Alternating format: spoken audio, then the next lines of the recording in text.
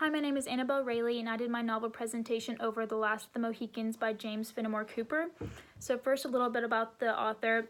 He was born September 15th, 1789 in Burlington, New Jersey. He died September 14th, 1851, the day before his 62nd birthday in Cooperstown, New York, where he had lived with his family for many years.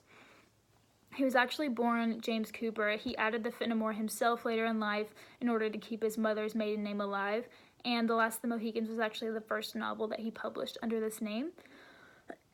He was rich his whole life until his father passed away in 1809, leaving his immense fortune to his wife and 6 children. However, he also burdened them with the debt that he had, which overcame the family, especially during the economic depression of the late 1810s. Cooper attended Yale University, however, he was suspended due to his continuous pranking. He fathered 5 children. And then about his career, Cooper actually did not begin writing fiction until he was 30 years old, and this was only after unsuccessful attempts at being a farmer, frontier landlord, and mercantile investor. He published a novel shortly before sailing to and traveling Europe for 7 years with his family, and this is where he endured critical attacks from the press for his writing, and at that point he just swore off writing altogether. However, it did not last long, first of all because he needed the income, and second, writing had become just so deeply rooted in his routine that he needed it to just go about his day and live his life. He is known as the first American novelist due to being the first to make a lifelong successful career out of writing novels. He is also known as the most prolific and most widely known novelist in literature. At the time of his death, he was more successful in Europe than he was in America, where was his homeland, and he published 32 novels in his lifetime. A little bit about the novel. It was published in 1826 and is the second novel in the Leatherstocking Tales, which is a series of 5 books that Cooper wrote, following the same storyline with a lot of the same characters. It is the most famous novel in the Leatherstocking Tales and was adapted into a movie in 1992. The literary movement of the novel, it was following the American Revolution and the War of 1812, so it really patriotism was really instilled into the society at the time, and this encouraged many writers to take on native topics. Romanticism also played a large role during this time, and we see that through the multiple love stories that Cooper incorporates throughout the novel. So the plot of the novel is the journey of the 2 sisters, Cora and Alice Munro, a British Army general, Major Duncan Hayward, and a pastor named David Gamet, from British Fort Edward to British Fort Henry. They are led by a questionable Huron Indian named Magi, who is secretly allied with the French. Shortly into their journey, they encounter Hawkeye and the Mohicans, who join them. During the night, Magi sneaks away, leaving Hawkeye and the Mohicans to realize the situation that they are now in, which is a very dangerous one. They must continue on quickly before the Huron tribe catches up with them, who are on opposing sides of the war. Thus begins the continual repetition of pursuit, capture, and escape, as they continue their journey to Fort Henry. By the time they arrive, Cora and Unka, who's one of the Mohicans, have become fond of each other, resulting in an interracial romance. Additionally, Alice and Hayward have become fond of one another, resulting in our second romance story. Not long after they arrive, the British is forced to surrender to the French and retreat from the fort due to lack of men and lack of materials. Even though they leave the fort under the flag of a truce, Magi leads thousands of Huron Indians to attack, which results in a large bloody massacre. During the massacre, Magi captures Cora and Alice and leads them to the Huron village to be taken as prisoners. However, Hawkeye, the Mohicans, Gamet, Hayward, and General Munro, who are Alice and Cora's father, devise a plan to split up in order to rescue the girls, thus beginning another chase, capture, release cycle. Alice is rescued, however, Cora remains in Magi's custody, and he takes her up a tall mountain in an attempt to get her far away from the Mohicans. However, Hawkeye and Uncas follow him, resulting in a battle on the cliff's edge. This results in the deaths of Uncas, Cora, and Magi, thus leaving Chingachgook, who is Uncas' father, to be the last of the Mohicans, which was originally believed in the novel to be Uncas. Along the way, we see Hawkeye continually playing the leader and guiding those that he is taken on to protect. Now I'll be discussing the major characters. First we have Hawkeye. He is also known as Natty Bumbo and is given the Native American name of the long rifle, which is his weapon of choice. He's actually American, but he is taken in and raised by Mohicans at a young age. and he is the main protagonist. He almost plays a superhero-like character and can be displayed as the early Americans' view of themselves due to him being honest, fair, intelligent, and he kind of symbolizes the best of both Native American culture and the European settler.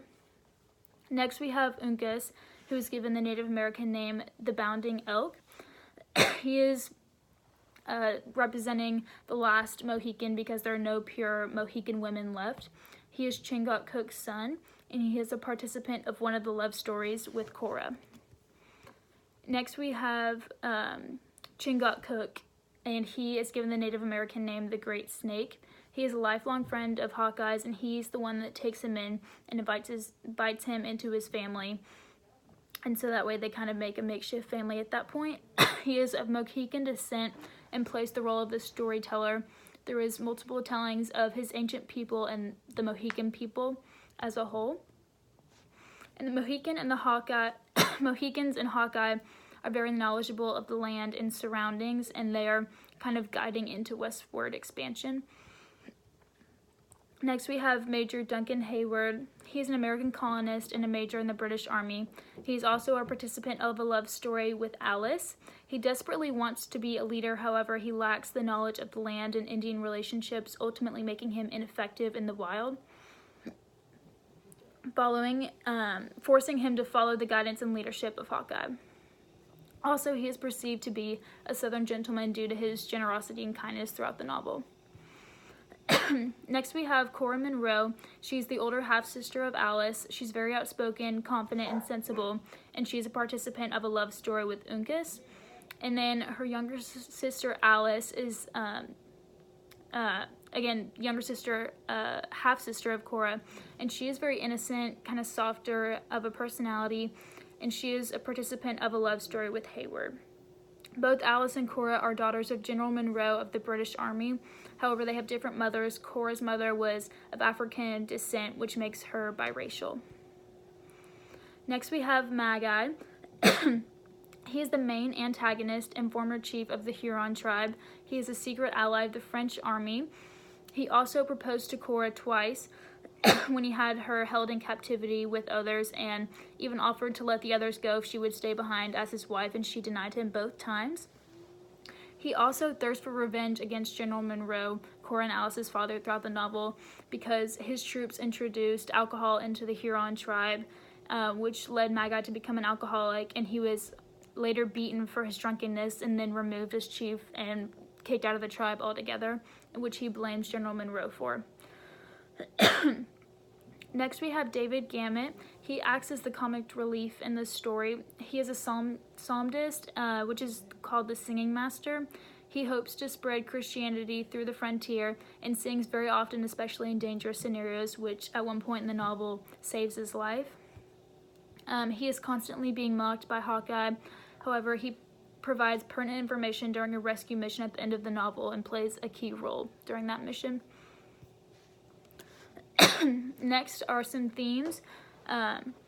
So the first theme I found was the banding together of unlikely characters, which is the friendship and teamwork of Gamet, Hawkeye, and Hayward. They're all kind of complete opposite of each other. However, they come together in order to survive, protect ones that they love, and later in the novel actually attempt a mission to save others that they love. And then another theme I found was interracial relationships. We see this through the romance of Unca and Cora. Also the romance of General Monroe and Cora's mother, even though it's not, the relationship itself isn't really a key aspect of the novel. However, the repercussions, which would be Cora, are very pertinent to the story.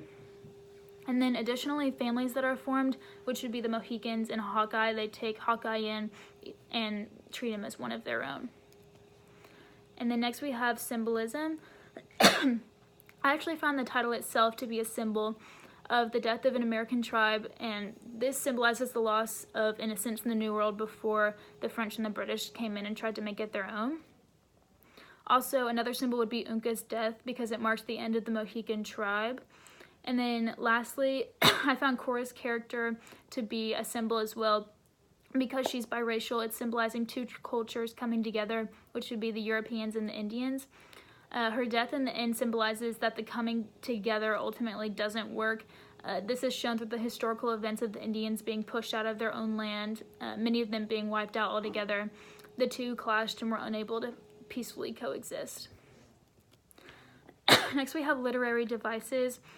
Well, first, it's a narrator point of view. I found the genre to be romance, tragedy, and action because it spills into each of those three. The tone to be suspenseful and serious, and the setting was American frontier and in New York. And then some devices I found in the text would be allusion from the quote, Virginian boy whose riper fame has since diffused itself with the steady influence of moral truth to the uttermost confines of Christendom. This is a historical allusion to George Washington. And then next I found personification. There were multiple times throughout the novel that we see this used, one of which would be yells of savages mingled with every fistful gust of wind.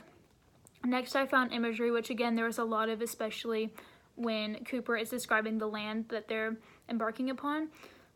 The example I chose is the vast canopy of woods spread itself to the margin of the river, overhanging the water and shadowing its dark current with the deeper hue. There are also many examples of similes throughout. Specifically, one I found was the Indians followed instantly like the busy attendants on the terrible messenger. There was also a metaphor I picked out, which would be, when men struggle for the single life God has given them, said the scout sternly, even their own kind seem no more than the beast of the wood. And then lastly, there was a soliloquy of Hayward speaking to himself when he says, Uncas is right.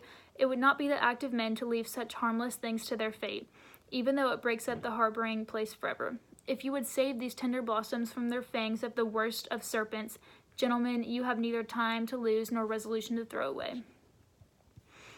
So next would be my evaluation of the novel. I overall really enjoyed it and believe that Cooper did an excellent job and an excellent evaluation of the novel. He was also very forward-thinking during this time period, and we see that he pursues many topics that were not really heard of at this point and not a lot of writers would tackle. I also really enjoyed the draws on historical context, specifically the French and Indian War, which is when the novel is taking place. He also uses real Native American tribes and accurate historical events, and it's not just dry history because Cooper includes enticing and exciting storylines within it. And then I also enjoyed there were epigraphs before each chapter, and some of them didn't quite make sense to me, but for the most part, they set up the tone and the theme for the oncoming chapter. Specifically, chapter 1 is a Shakespeare quote. It says, "Mine ear is open and my heart prepared. The worst is worldly loss, thou canst unfold. Say, is my kingdom lost?" And this is when the Monroe sisters, Hayward and Gamut, are cluelessly embarking on their journey without any knowledge of the land or potential disasters, so they are lost in the wilderness here.